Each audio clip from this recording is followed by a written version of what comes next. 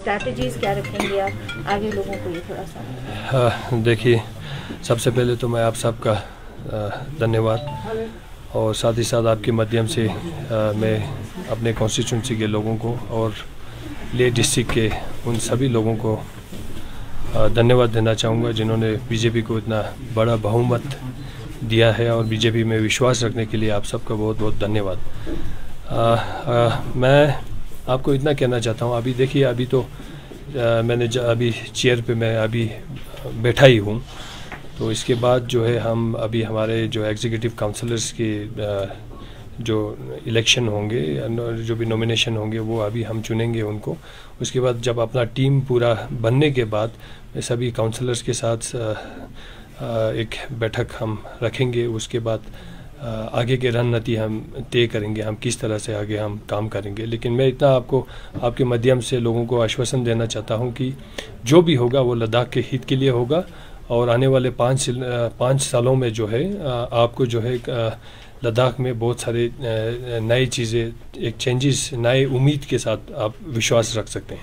जी अमचुक जी जो नए deputy CC है लेके, तो उनसे जानेंगे कि आपको बहुत बहुत मुबारक पहली बात, और ये जानेंगे कि आपके जो आगे के जो स्ट्रैटेजीज रहेंगे क्या रहेंगे, लद्दाख को कैसे कैसे डेवलपमेंट्स पे आप।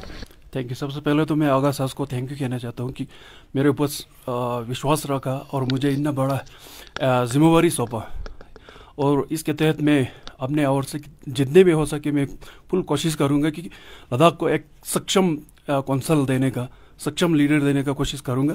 जो भी मसला जो भी निकलते हुए उसको अच्छी तरह से के साथ और विपक्ष को साथ में रख के लोगों के हित में सबसे पहले मैं अपने लोगों को रखूँगा, अपनी लद्दाख को रखूँगा, उसके बाद फिर पार्टी देखेंगे, उसके बाद मैं अपने को देखूँगा।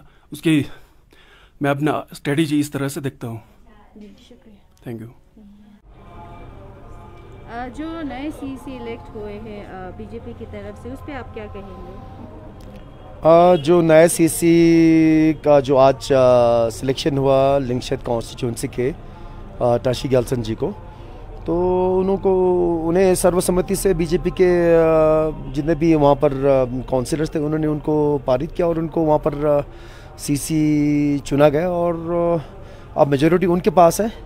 तो हमने भी फिर उस चीज़ का हमने समर्थन किया, और अगर उनमें कोई आपसी मतभेद नहीं है और एक मत होकर उन्होंने अगर ताशी जी को उन्होंने सीसी चुना है तो अच्छी बात है। तो हमने भी जो अपोजिशन बेंचेस है हमने भी उनका समर्थन किया, और ताशी जी को हमने बधाई दी हमने। जी, आप अपोजिशन पार्टी में रह के आपका कितना, अब क्या क्या आप स्ट्रैटेजीज करने वाले हैं, कैसे आप दूसरे पार्टी पे दबाव बनाने वाले हैं, और 6 शेड्यूल को लेके क्या क्या आप काम करने वाले हैं आगे? अब हमने आज पहले दिन जैसे सीसी ने अपना कुर्सी संभाला और सभा को संबोधित करने के बाद हमने पहला जो मुद्दा उठाया कि हमने ये हमने आश्वासन दिया हाउस को और चेयरमैन साहब को कि जो कांग्रेस पार्टी के तरफ से जितने भी हमारे अपोजिशन बेंचेस के काउंसिलर्स हैं, एक तो उनको समर्थन मिलेगा।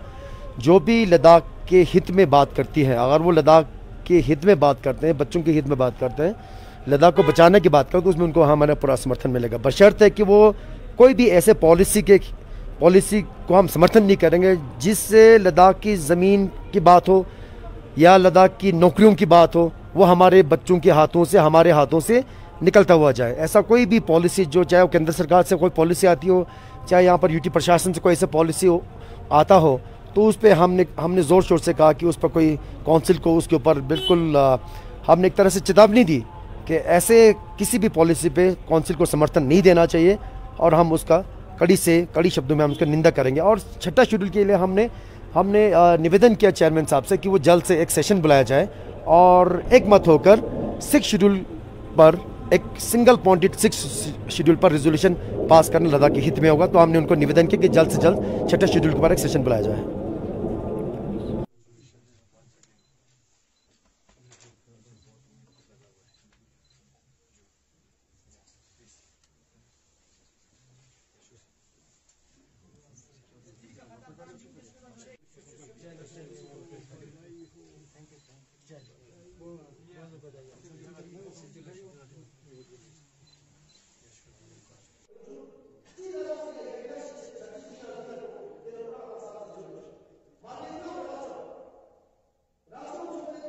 People's Alliance for Gupkar Declaration की टीम ने कारगिल का दौरा किया और कारगिल डेमोक्रेटिक अलायंस के साथ उन्होंने मुलाकात की। इसके बाद से लगातार अलग अलग लोगों से हम उनकी ओपिनियन आप तक पहुंचाने की कोशिश कर रहे हैं। पॉलिटिकल और रिलीजियस ऑर्गेनाइजेशन से मिलते हैं, इसको आप किस तरह देखते हैं? सबसे पहले मैं वेलकम करता हूं People's Alliance of Gupkar Declaration की जो टीम हमारे साबिक़ रियासती वज़ीर उमर अब्दुल्ला साहब की क़यादत में करगिल पहुंची। ये कश्मीर से बाहर का, कश्मीर वैली से बाहर का गुपकार अलायंस का जो पीपल्स अलायंस का जो पहला विज़िट है वो करगिल का है। इसलिए ये बात साफ़ होती है कि कारगिल के अवाम की जो जद्दोजहद है वो रेस्टोरेशन ऑफ स्टेटहुड और आर्टिकल 370 के रेस्टोरेशन के लिए वो काफ़ी हद तक जो कश्मीरी क़यादत है, कश्मीर की क़यादत है, उनकी नज़रों में है और उसको वो कंसिडर कर रहे हैं। तो यही वजह है कि वो आज यहाँ आए और एक खुशाइन माहौल में हमारे तमाम पॉलिटिकल एंड रिलीजियस ऑर्गेनाइजेशंस के साथ बेहतर अंदाज में हमारी बातचीत हुई। तो आने वाले वक्त में People's Alliance for Gupkar Declaration के साथ करगिल का सपोर्ट रहेगा भारतीय जनता पार्टी को छोड़ के? देखिए, बहुत सारी चीज़ें हमारी 95% जो है वो हमारे कॉमन चीज़ें हैं, कॉमन इश्यूज़ हैं। तो जाहिर सी बात है कहीं ना कहीं हमारे मुद्दे जो है वो एक हैं। अब रही बात जिस तरीके से एक दूसरे को ताउन देने की, उस पर कंसल्टेशन होगा, सब लोग बैठेंगे, बात करेंगे और इंशाल्लाह हमें उसमें भी उम्मीद है कि कुछ मस्बत नतीजा निकलेगा।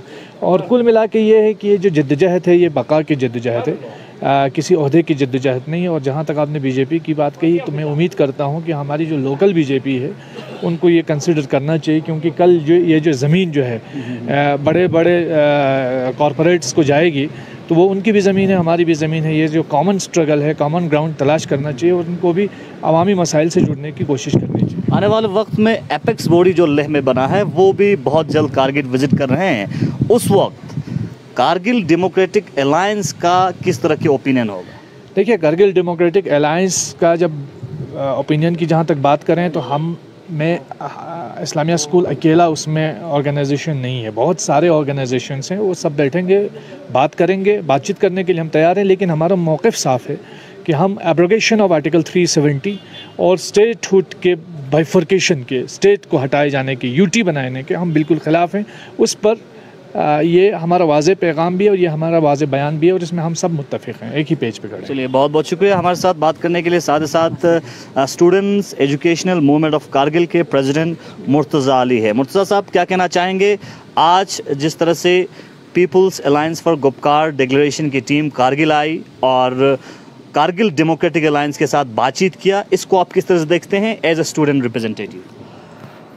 बीइंग अ स्टूडेंट रिप्रेजेंटेटिव, मैं यहाँ पर जो हमारा कैरियर उसमें एक स्टूडेंट का जितने भी हमारा डिमांड रहा, आफ्टर जब हम पे यूटी थोपा गया उसके बाद जो प्रॉब्लम हमने फेस किया ऑन दैट रिलेटेड, इस इशू को लेकर मैं इसी के साथ जुड़ा हूँ। क्योंकि जो अभी हमारा कैरियर बना है, कारगिल डेमोक्रेटिक अलायंस जो बना है वो इसीलिए बना है ताकि हमारा फ्यूचर, कमिंग फ्यूचर हमारा डार्क ना हो। जो हमारे जितने भी फैसिलिटीज़ हमें पहले थे यूटी मिलने का, तो हमसे वो सारा छीना गया था। सो उसी इशू को लेकर, इसी चीज़ को, रिक्वायरमेंट को पूरा करने में यहाँ पर इन्हीं के साथ जुड़ा हूँ, बीइंग अ स्टूडेंट रिप्रेजेंटेटिव। अगर आप देखा जाए तो हमारे पास पहले सब कुछ था, हमारे पास JKPSC था, JKSSB था, हमारे रिक्वायरमेंट बोर्ड था, हमें बहुत से फॉर्म भरते थे। पिछले 1 साल से सिंगल फॉर्म नहीं भरा, एक सिंगल फॉर्म। हमें खुद यहाँ पर एक एग्ज़ाम दिया था यूटी के बाद, हमने उसके रिज़ल्ट के लिए हमें कम से कम 11 महीने वेट करना पड़ा था, उसके बाद यहाँ डिक्लेयर हुआ था। सो जितने भी इशू हमने यूटी आने के बाद फेस किया, बहुत सारे इसे हमने फेस किया था। सो इसको हम जो हम पहले इस बार हम अपना स्टेट रिस्टोर चाहिए के अंदर जो कारगिल डेमोक्रेटिक अलायंस के नाम से पॉलिटिकल और रिलीजियस ऑर्गेनाइजेशन का टीम बना है, ग्रुप बना है, उनके साथ मुलाकात की। इस हवाले से लगातार हम आप तक मुख्तलिफ लोगों की पॉइंट ऑफ व्यू आप तक पहुंचाने की कोशिश कर रहे हैं। इससे पहले इस्लामिया स्कूल के रिप्रेजेंटेटिव क्या कुछ उनकी ओपिनियन है वो आप तक पहुँचाने की कोशिश की। इस वक्त हमारे साथ बात करने के लिए मौजूद हैं डिस्ट्रिक्ट कांग्रेस कमेटी के प्रेसिडेंट नासिर हुसैन मुंशी और साथ ही साथ नासिर हुसैन मुंशी सेक्रेटरी हैं कारगिल डेमोक्रेटिक अलायंस, जो कि रिसेंटली फॉर्म हुई है कारगिल के अंदर। सर, आपसे जानना चाहूँगा एक बार फिर, एक तो कारगिल डेमोक्रेटिक अलायंस बना है, उस हवाले से जानना चाहूँगा, और साथ ही साथ आज जिस तरह से गुपकार डिक्लेरेशन के बाद पीपल्स अलायंस का जो टीम है वो कारगिल आया, आप लोगों के साथ मुलाकात की, तो किस तरह की मीटिंग रही? आने वाले वक्त में क्या कुछ रणनीति रहेगा? बिस्मिल्लाहिर्रहमानिर्रहीम। जी इसाक साहब, हम सब जानते हैं कि 5 अगस्त के बाद जो हमारे ऊपर एक हुकूमत की तरफ से एक ज़बरदस्ती एक चीज़ जो है यूटी की शक्ल में हमारे पास थोपी गई। करगिल के अवाम ने आज तक कभी इस यूटी को कबूल नहीं किया है और ना हम इसको कबूल कर रहे हैं, क्योंकि हमारे ख्वाहिशात और हमारे जज्बात के मुतरादिफ हैं ये। तो उस चीज़ को लेकर हम करगिल के अवाम हमेशा से यही आवाज़ उठाती आई है कि हम जो है रियासत की तकसीम कारी के ख़िलाफ़ है। जो रियासत को दो टुकड़ों में, दो यूटीज़ में जो बांटा है उसके हम ख़िलाफ़ हैं। और यकीनन ये पूरे करगिल के अवाम के बच्चे बच्चे की आवाज़ है। तो जहाँ तक आज जो People's Alliance on Gupkar Declaration Omar Abdullah साहब की क़यादत में यहाँ करगिल तशरीफ़ लाए, और करगिल डेमोक्रेटिक अलायंस जिसमें करगिल के मेजर पॉलिटिकल पार्टी जिसमें नेशनल कॉन्फ्रेंस, कांग्रेस और हमारे अंजुमन जमीयतुल उलमा, इमाम ख़ुमैनी मेमोरियल ट्रस्ट, अंजुमन नूर बख्शिया, अंजुमन अहले सुन्नत वल जमात, अंजुमन साहब ज़मान के अलावा बाकी जितने भी करगिल के मजहबी तंजीम है वो सब हमें इसमें ताउन दे रहे हैं, हमें सपोर्ट कर रहे हैं। तो आज हमने इनके साथ बहुत ही खुश आइन माहौल में बात की और तकरीबन जो एजेंडा है जो गुपकार डिक्लेरेशन का प्री 5 अगस्त की पोजीशन को रिस्टोर करने का, वो करगिल डेमोक्रेटिक अलायंस का भी बुनियादी एजेंडा वही है कि रियासत की तकसीमकारी के ख़िलाफ़ जो है हम चाहते हैं कि जो रियासत की वहदानियत है 4 अगस्त से पहले का, उसको रिस्टोर किया जाए with article 370 and with article 35A। इन दोनों के साथ जो है रियासत को दोबारा जो है बहाल किया जाए। हाँ, अगर अभी आप देख रहे हैं कि लेह में भी अभी एक एपेक्स बॉडी कायम की गई है जो 6 शेड्यूल की बात कर रहे हैं। हम उस 6 शेड्यूल की भी पूरी तरीके से मुखालिफत करते हैं, क्योंकि हम 6 शेड्यूल की मुखालिफत क्यों करते हैं? देखिए, जहाँ तक 6 शेड्यूल का ताल्लुक़ है, 6 शेड्यूल में आपके मतलब ऐसे कुछ चीज़ें हैं जिस तरह से आपका अभी सारा 6 शेड्यूल का जो उसमें ऐड करना है, डिलीट करना है, ये सारा एलजी साहब के पास है। अवामी आवाज़ की जो कोई आवाज़ नहीं है जो अवामी नुमाइंदों की उसमें। तो हम चाहते हैं कि अगर गवर्नमेंट ऑफ इंडिया इतना सिंसियर है लद्दाख की तरक्की को लेकर, लद्दाख के डेवलपमेंट को लेकर, तो हमें एक फुल फ्लेज्ड स्टेट जो है बनाया जाए, ताकि हमें किसी शेड्यूल की ज़रूरत नहीं पड़े। हमें अपने कानून बनाने के जो इख्तियारात हमारे पास खुद हो, अगर सही मानों में सिंसियर है। क्योंकि क्या पॉसिबिलिटी है सर लद्दाख जैसे इलाके को अगर गवर्नमेंट ऑफ इंडिया चाहे तो स्टेटहुड दे सकता है? मतलब किस तरह से पॉसिबिलिटी? क्यों नहीं है? देखिए, आप सिक्किम की मिसाल ले लीजिए। 1975 में सिक्किम की पॉपुलेशन उस वक़्त 2 लाख की पॉपुलेशन थी और उसका एरिया जो था तकरीबन कोई 7000 स्क्वायर किलोमीटर है। उसको जब स्टेट बनाया जा सकता है तो हमारे लद्दाख, मैं ग्रेटर लद्दाख की बात कर रहा हूँ जिसमें हमारा गिलगित बल्तिस्तान भी शामिल है। हमारे लद्दाख के 2 अजला है, गिलगित बल्तिस्तान के 14 अजला है। तो रिसेंटली जो हमारा पॉलिटिकल मैप जो जारी हुआ है गवर्नमेंट ऑफ इंडिया की तरफ से, उसमें तमाम जो है आपका गिलगित है, बल्तिस्तान है, लद्दाख, ये सब लद्दाख का हिस्सा है। तो हमें इन तमाम इलाकों को लेकर, इन तमाम पॉपुलेशन को लेकर इस वक्त करगिल और लेह की जो टोटल रकबा है वो तकरीबन आपका करगिल का 14,000 स्क्वायर किलोमीटर है, लेह का 40,000 स्क्वायर किलोमीटर, तकरीबन 53,000 स्क्वायर किलोमीटर इन दोनों के बीच में बनता है। और 73,000 स्क्वायर किलोमीटर जो है आपका गिलगित और बल्तिस्तान का एरिया बनता है। 3 लाख की हमारी आबादी है, 7 लाख की वहाँ की आबादी है, दोनों मिला के कुल 16 डिस्ट्रिक्ट्स बन रहे हैं। तो उन सब को लेकर स्टेट बनाया जा सकता है। और जो असेंबली में जो सीट्स रिजर्व रहेंगे, जिस तरह से हमारे एरस्टवाइल जम्मू एंड कश्मीर स्टेट में था, उसमें पाक ऑक्यूपाइड कश्मीर के लोगों की नुमाइंदगी के लिए असेंबली में सीट्स रिजर्व किया गया था। उसी पैटर्न पर यहाँ भी जो हमारे पाक ऑक्यूपाइड गिलगित बल्तिस्तान जो है उनके नुमाइंदों के लिए भी सीट रिजर्व रखा जा सकता है, रख के जो इसको एक फुल फ्लेजेड स्टेट का दर्जा दिया जा सकता है। और साथ ही साथ मैं ये भी कहूँगा कि किसी स्टेट को क्रिएट करने के लिए जो है सबसे बुनियादी चीज़ फाइनेंशियल इम्प्लीकेशंस होती है, क्योंकि ऑलरेडी इन्होंने यूटी बनाया है, उसमें यूटी का बजटिंग ऑलरेडी हुआ है, उसी को ही स्टेट में ही तब्दील कर देना है। तो गवर्नमेंट ऑफ इंडिया के लिए कोई बड़ा मसला नहीं है। अगर सही मानों में लोगों की वो खुशी चाहते हैं, लोगों की तरक्की चाहते हैं, लोगों की उन्नति चाहते हैं, तो हमें किसी शेड्यूल की ज़रूरत नहीं, हमें किसी यूटी की ज़रूरत नहीं, हमें फुल फ्लेजेड स्टेट बनाया जाए। लेकिन बुनियादी मसला हमारा यही है कि हम जम्मू कश्मीर के वहदानियत के हक़ में हैं।